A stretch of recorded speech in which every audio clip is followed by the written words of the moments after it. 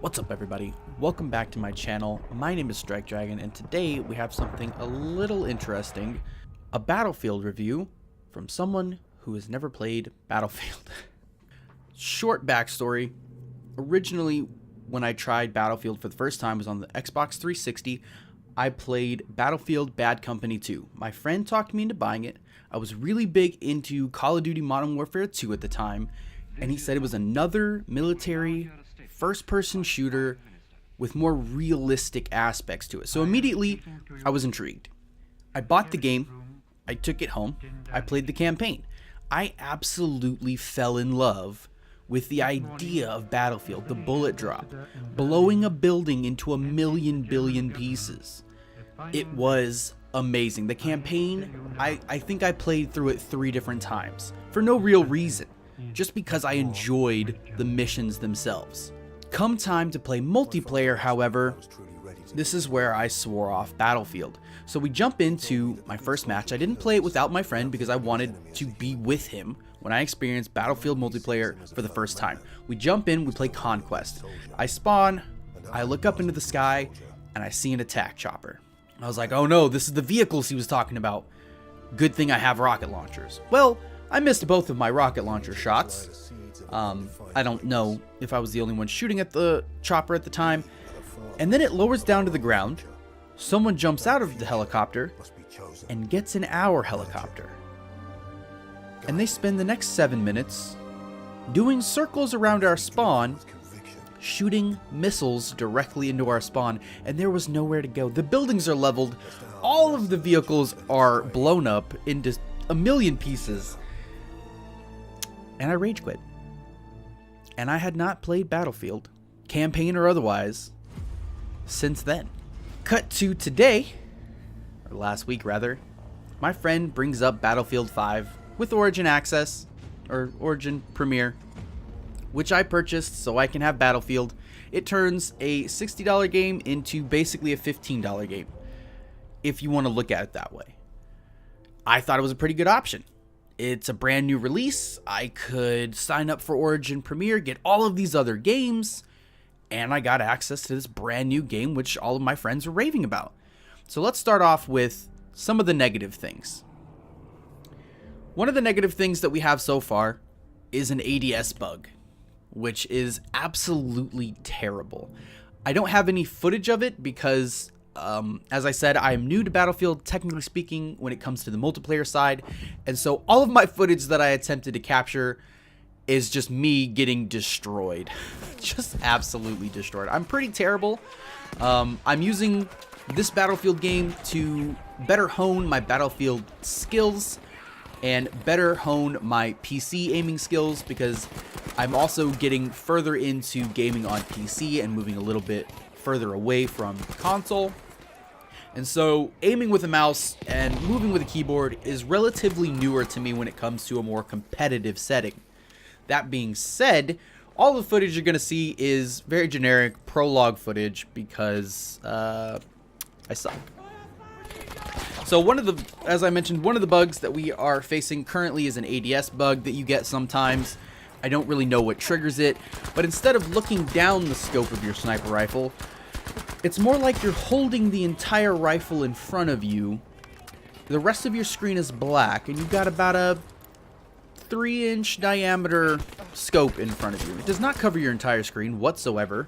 You don't know where to aim because the reticule is in one position, but the iron sights of your rifle are in another position. So it's basically impossible if you get that bug. The only remedy that I've found is dying, or picking up a different weapon. If you manage to kill somebody with your sidearm or one of your grenades or something, you can pick up a different weapon and the bug seems to go away. But it's pretty annoying. But the game did just come out, so we'll let it pass. So moving forward with some of the other negative aspects of the game, one of the things that apparently EA is getting a lot of backlash from is the historic accuracy of the fact that in the customization options, you can choose to have a female soldier. Yeah. So apparently a lot of people are upset about that. Personally, in my review, that holds no weight. I think it's really cool that you can choose to have a female soldier in games.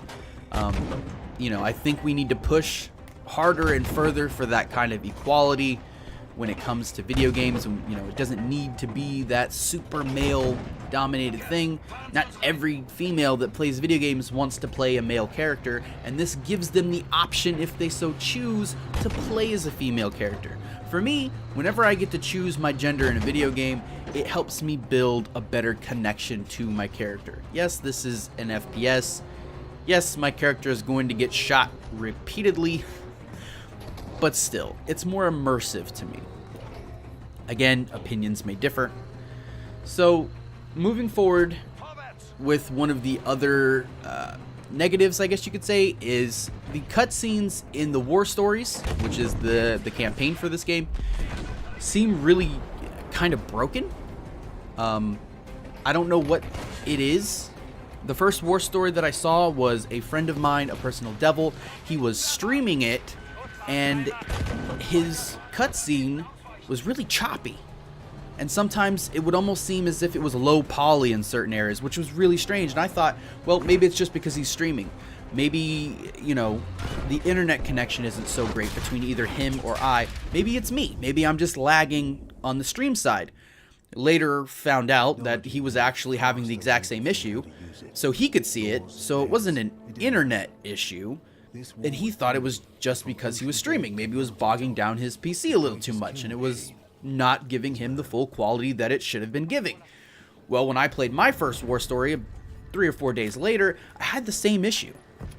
Low poly textures when it's zooming in for a close-up shot of the characters talking, and then it would just flash, and all of a sudden all of the textures would be loaded, and you'd have a jump in frames. You know, you would be way back here camera angle wise, and then all of a sudden you'd be super up close to him and you could see the skip, and that's pretty terrible. Not unforgivable, but kind of weird. So moving forward, one of the other negative things that I've read a lot about and heard a lot about is the controlling a plane with mouse and keyboard. It is a little weird because you don't have a stopping point on your mouse, so you can't just hold up indefinitely. It feels like you continuously have to move your mouse up, pick it up off the mouse pad, bring it back down, put it down onto the mouse pad, slide it back up in order to make a turn.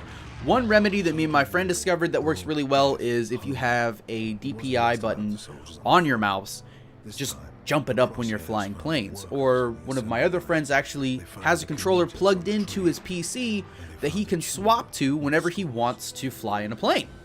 So 2 really good, really easy options to take care of that problem. And it's not really a problem, it's not a technical problem, it's more of one of those minor inconveniences. And maybe that's just because I'm newer to the PC gaming scene. Maybe it's just something we all have to get used to. But if you're running into this problem, if you have a controller, you can easily just plug it in and have it on the side. If you don't have a controller, you can always just have a DPI setting set super high for when you fly planes.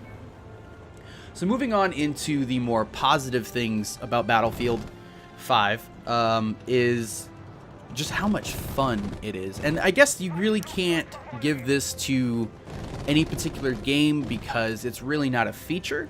A lot of people say, oh, well, it's really fun with friends. Well, when you look at it, you should kind of have fun with your friends regardless of what you're doing. So it's not really something you can give as a positive to games. But I will say, playing alone is not super fun. Yes, it puts you in a squad with other random people, and I've had some unfortunately toxic experiences with being put in a squad with people that I don't know. Playing with people that I do know, however, can lead to some really interesting moments. Case in point, we had a tank that was sitting on a bridge on the map Hamada, didn't want to move. We were in an armored transport, and so my friend just kept going forward and ended up going underneath the tank, effectively rolling the friendly tank onto its side and off the bridge. Super hilarious. Tank operator probably did not feel the same, but we did try to get him to move and he didn't want to. So moving forward into actual features. So the customization options that you get in Battlefield 5, in my opinion, are actually pretty great. Not only do you get visual customizations for your soldier, which are unlocked through leveling up, completing special assignments. There's also color options for some of the equipment, and this is only the beginning, mind you. We're gonna get more, so this is only right now as of recording this video. So not only do you have visual customization options for your soldier themselves, like face paint, you can change their helmet, you can change their jacket and their pants. You also have things for your weapons. Visually, obviously, but you can change out the barrel, the receiver, the stock, the grip, the mag. All of these can be different colors, or you can work your way towards a full set. One of the ways you can work towards a full set is by doing the special assignments that I mentioned earlier. And you can do things, and you can get things like the mint pieces. So your gun's going to look brand spanking new, which looks great, by the way. Or you can do gold plated. Gold plated is mastery, mint is proficiency. So the masteries are obviously going to be a little bit harder to get, but in my opinion, well worth it. The gold plated guns look amazing because they have engravings on them, and they just look so great. So moving forward, out of the customization, we have progression. So you have your overall account level. I'm not 100% sure once you start reaching the higher levels what it really unlocks, being a lot of your unlocks are going to be based on your actual class level. So if you enjoy blowing up tanks, using assault rifles, you're going to feel more comfortable using the assault class. There's also specializations you can use on your classes to make them more attuned to what you enjoy doing. Case in point, you could be a vehicle buster as an assault class, which gives you things like more damage against armored targets and things like that. Makes you better at blowing up vehicles. Also with progression, you can even level up your vehicles, and you can unlock further vehicles. One of my favorite vehicles, and I think everybody's favorite vehicles at this point in time, is the bomber. Leveling an entire objective area is super fun. You will get super aggroed if you're good at being a bomber, and there is the possibility you'll get absolutely annihilated.